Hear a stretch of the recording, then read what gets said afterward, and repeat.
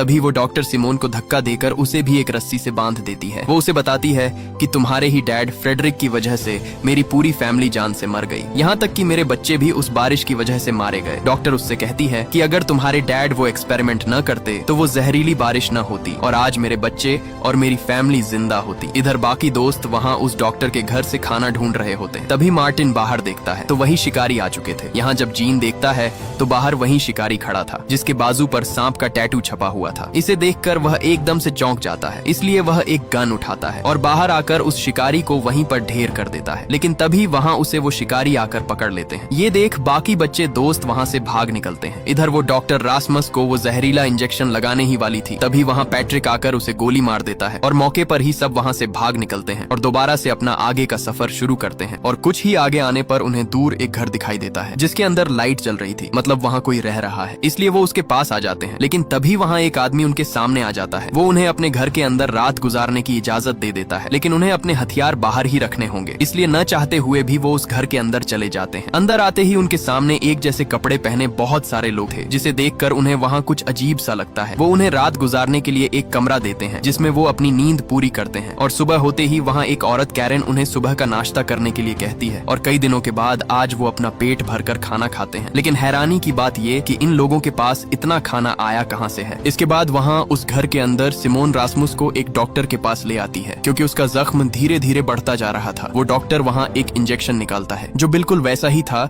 जो पहले उस डॉक्टर के पास था जो इन्हें मारना चाहती थी। इसलिए ये देखकर सिमोन उसे मना कर देती है और कहती है कि रासमुस को बेहोश किए बिना उसका इलाज करे। इसलिए वो डॉक्टर उस इंजेक्शन को साइड पर रख देता है और जब उस डॉक्टर का ध्यान रासमुस की तरफ जाता है तो मौके पर ही सिमोन वहाँ से एक इंजेक्शन को अपने पास छुपा लेती है। वो जल्दी से उन इंजेक्शन को चेक करने लगती है। चेक करते ही उसे पता चलता है कि ये अपोलो कंपनी के ही इंजेक्शन थे। रात को सब लोग खाना खा रहे थे, लेकिन इधर मार्टिन छुपकर पूरे घर की छानबीन कर रहा था। तभी वो एक फ्रिज को खोलता है तो वहाँ उसके सामने इंसान की कटी हुई बॉडी लटक रही थी, जिसे देखकर उसके पैरों तले जमीन ही खिसक जाती है। इधर वो आदमी सब दोस्तों को एक छोटा सा पैकेट देता है और सबसे कहता है कि अगर किसी के पैकेट में एक छोटा सा फूल आ गया तो उसको अपनी जान देनी होगी, मतलब यहाँ सब लोगों की भूख को मिटाने के लिए हम उसे काटने वाले हैं। ये सुनकर वो सब एकदम से चौंक जाते हैं। वो वहाँ से जाने की कोशिश करते हैं लेकिन उन्हें फिर से बैठा दिया जाता है। तभी मौके पर मार्टिन आकर उस आदमी के मुंह पर मुक्का दे मारता है, लेकिन इसी दौरान वो डॉक्टर उसे गन पॉइंट पर ले लेता है। वो आदमी सबसे उनके पैकेट खोलने को कहता है। यहाँ धीरे धीरे सब अपना पैकेट खोलने लगते हैं, लेकिन आखिर में जब लीना अपना पैकेट खोलती है तो उसी के पैकेट से ही वो फूल निकल आता है, जिसे देखकर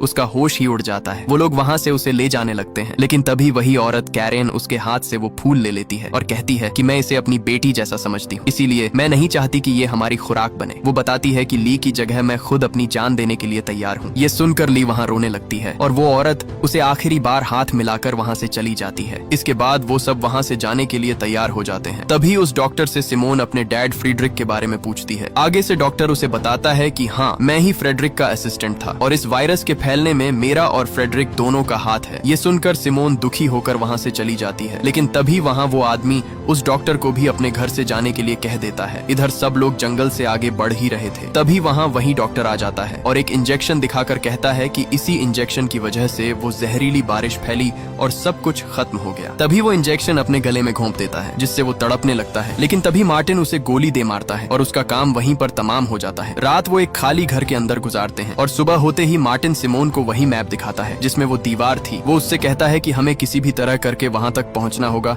नहीं तो हमारा बचना मुश्किल है। इसलिए मार्टिन सबको वहां उस दीवार के पार चलने के लिए कहता है, लेकिन यहाँ रासमुस उसे मना कर देता है और कहता है कि मैं नहीं जा सकता क्योंकि मेरी तबीयत अभी बाहर जाने की नहीं है। लेकिन सिमोन अपने भाई को अकेला नहीं छोड़ना चाहती, इसलिए वो किसी एक को उसके पास रोकने के लिए कहती है। यहाँ बेट्रिस उसके पास रुकने के लिए तैयार हो जाती है। इसके बाद वो चारों वहाँ से निकल पड़ते हैं। कुछ ही आगे आने पर वहाँ उन्हें एक और बंकर मिल जाता है। उसके अंदर आते ही उन्हें वहाँ कुछ पेंटिंग्स बनी हुई दिखाई देती हैं, मतलब इस बंकर में कोई फैमिली रह रही थी। उनकी खुशकिस्मती कि उन्हें वहाँ भी बहुत सारा खाना मिल जाता है। इसी दौरान पैट्रिक को एक टैबलेट मिलता है जिसमें कुछ वीडियोस रिकॉर्ड थी। पैट्रिक जब वो टैबलेट सिमोन को देता है तब उसे पता चलता है कि इस जहरीली बारिश के पीछे उसके डैड फ्रेडरिक का भी हाथ था, जिसे देखकर उसे बहुत बुरा लगता है। वो तुरंत उस बंकर से बाहर निकलते हैं, लेकिन तब तक देर हो चुकी थी क्योंकि बाहर वो जहरीली बारिश शुरू हो चुकी थी। इसलिए वो दोबारा उसी बंकर में रात गुजारने का फैसला करते हैं। इधर सिमोन और पैट्रिक जब बातें कर रहे थे तब पैट्रिक उसे बताता है कि मेरा किसी को भी ख्याल नहीं है, यहाँ तक कि मार्टिन भी मुझे बहुत कुछ सुनाता रहता है। इसलिए वो एकदम से उठकर उस जहरीली बारिश में चला गया। यहाँ सिमोन उसे रोकने की कोशिश करती है, लेकिन तभी वो उसे धक्का देकर नीचे बारिश बारिश में गिरा देता है और वो भी अब पूरी तरह बारिश के अंदर भीग चुकी थी। इसी दौरान मार्टिन अपनी गन लेकर आ जाता है। वो उसे गोली मारने ही वाला था, तभी उसके सामने लिया आ जाती है। वो उसे गोली चलाने से रोकती है, लेकिन मार्टिन भी साफ साफ मना कर देता है। इसीलिए लिया भी उसके साथ बारिश में चली जाती है। लेकिन तभी वो देखता है कि बारिश का कोई भी असर उन पर नहीं हो रहा। तब वो अपनी गन नीचे कर देता है और उन्हें बंकर के अंदर भेज देता है। इधर रासमस और बिएट्रिस दोनों बैठे ही थे। तभी उस बारिश की एक बूंद बिएट्रिस पर जा गिरती है, जिसे देखकर उसके होश ही उड़ जाते हैं। वो वहाँ रोती है क्योंकि अब वो भी इन्फेक्टेड होने वाली थी। लेकिन रासमस उसे यकीन दिलाता है कि एक बूंद से कुछ भी नहीं होता, तुम बेफिक्र हो जाओ। इसलिए वो पूरी रात डर से गुजारती है। इधर जब मार्टिन को पता चलता है कि सिमोन खुद बारिश में नहीं गई थी, बल्कि उसे पैट्रिक ने जानबूझकर धक्का दिया था, इसलिए वो उस पर गुस्से होता है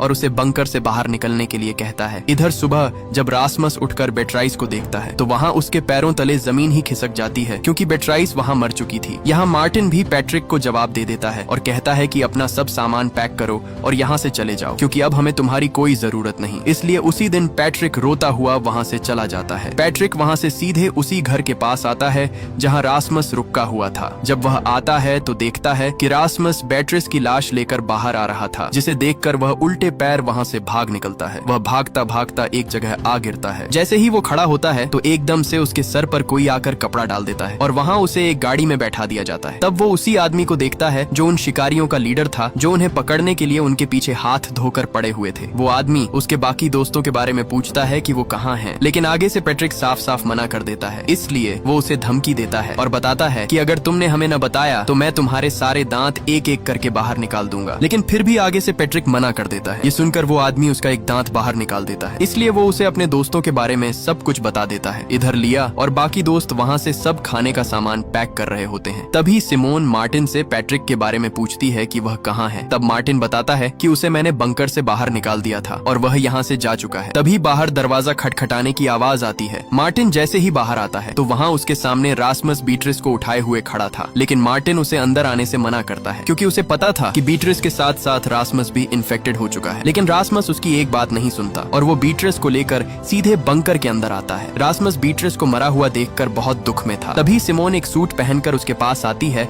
और उसे कहती है कि बीट्रिस अब मर चुकी है, इसलिए अब तुम्हें इसे छोड़कर हमारे साथ चलना होगा। लेकिन रासमस उसे साफ साफ मना कर देता है और इसी दौरान रासमस एक रेडियो लेकर वहाँ से चला जाता है। वो वहाँ से आगे आता ही है कि तभी उसके रेडियो में किसी की आवाज आती है। जब वो बात करता है तो वही शिकारी आगे से उसे बताता है कि तुम कितने लोग हो, अगर तुमने हमें न बताया तो मैं तुम्हारे दोस्त पैट्रिक को मार डालूंगा। इसलिए अब न चाहकर भी वो उन्हें अपनी लोकेशन बता देता है। इसी दौरान पैट्रिक उस शिकारी को बताता है कि रासमस पहले एक इन्फेक्टेड लड़की के पास था, लेकिन वह खुद अभी तक इन्फेक्टेड नहीं हुआ। ये सुनकर आगे से वो शिकारी खुश हो जाते हैं कि वही एक ऐसा इंसान है जो हमारे काम आ सकता है। इधर मार्टिन और लिया दोनों बीट्रिस की बॉडी को जंगल में दफना देते हैं, लेकिन तभी वहाँ सिमोन आ जाती है और वो वहीं एक मैप दिखाकर कहती है कि हमें अब रासमस और पैट्रिक दोनों को ढूंढना होगा, क्योंकि उन शिकारियों ने उन्हें पकड़ रखा है। वो जल्दी से ड्रोन उड़ाती है और वहाँ एक शिकारी का ध्यान भटकाने के लिए एक आवाज लगाती है। वो शिकारी उस आवाज का पीछा करते हुए एक जगह पहुँचता है और आते ही सब दोस्त उसे वहाँ पकड़ लेते हैं। यहाँ मार्टिन रेडियो से उसके लीडर से बात करता है और कहता है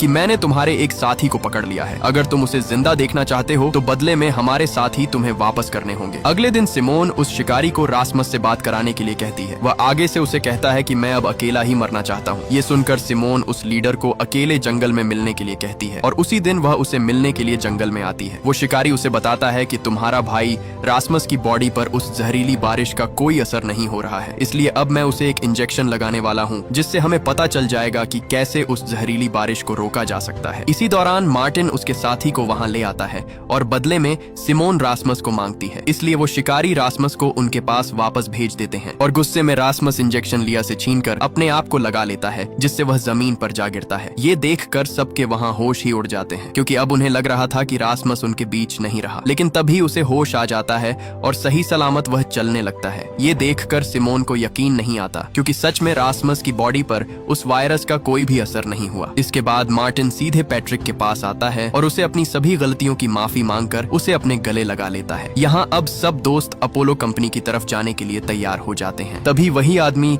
रासमस के माथे पर प्यार देकर कहता है कि तुम ही हम सबको बचाने के लिए हमारी आखिरी उम्मीद हो। इसके बाद वो सब वहाँ से निकल जाते हैं। कुछ ही देर में वो सब अपोलो कंपनी तक पहुँच जाते हैं। पहुँचते ही वो शिकारी सिमोन और रासमस को ही आगे जाने के लिए कहता है। बाकी सब लोग अंदर नहीं जा सकते, उन्हें एक बंकर में ही रुकना होगा। वो दोनों कुछ ही आगे बढ़ते हैं तो वहाँ उनके सामने फ्रेडरिक आ जाता है, यानी सिमोन का डैड। ये देखकर वह एकदम से चौंक जाती है। वह अपने डैड पर बहुत गुस्सा होती है क्योंकि उसके डैड ने वापस आने का वादा किया था, लेकिन कई साल बीत गए और वो नहीं आए। तभी अचानक रासमस नीचे गिरकर बेहोश हो जाता है। वो जल्दी से उसे मेडिकल वार्ड में ले जाते हैं और फ्रेडरिक सिमोन को बाहर इंतजार करने के लिए कहता है। इधर जैसे ही सब दोस्त उस बंकर के अंदर आते हैं, वहाँ लिया को जीन की जैकेट मिलती है। वो उसे ढूंढते हुए कुछ ही आगे बढ़ती है तो जीन उसके सामने खड़ा था, जिसे देखकर उसकी खुशी का कोई ठिकाना नहीं रहता। मतलब जीन अभी भी जिंदा था क्योंकि वो शिकारी असल में अपोलो कंपनी के ही थे। दूसरी तरफ फ्रेडरिक सिमोन को रासमस को दिखाने के लिए उसकी वार्ड के बाहर ले आता है। सिमोन अंदर जाना चाहती थी, लेकिन फ्रेडरिक उसे रोक लेता है और कहता है कि घबराने की कोई बात नहीं है, मैं ये सब तुम्हारे लिए ही कर रहा हूँ ताकि तुम सब इस वायरस से बच सको। इधर वार्ड में एक डॉक्टर रासमस की थूक का सैंपल लेना चाहती थी, लेकिन रासमस उसे मना कर देता है। तब वो डॉक्टर उसके साथ जबरदस्ती करती है, जिससे रासमस उसके हाथ पर काट लेता है। दूसरी तरफ फ्रेडरिक जल्दी से सिमोन के पास आता है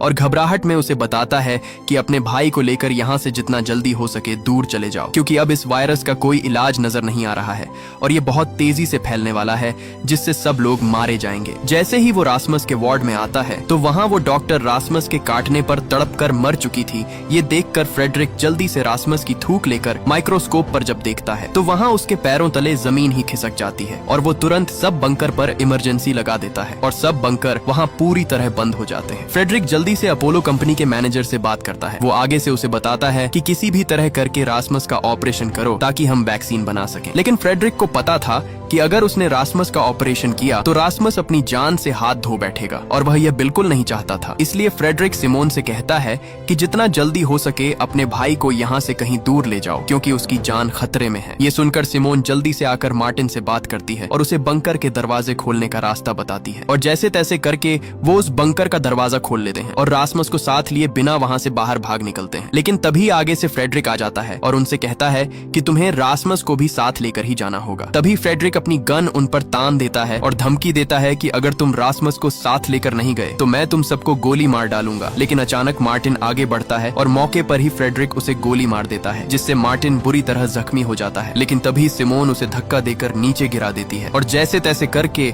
वो सब अपनी जान बचाकर वहाँ से भाग निकलते हैं। अगर ये स्टोरी अच्छी लगी है तो वीडियो को लाइक और शेयर कर दें और पेज को फॉलो कर लें।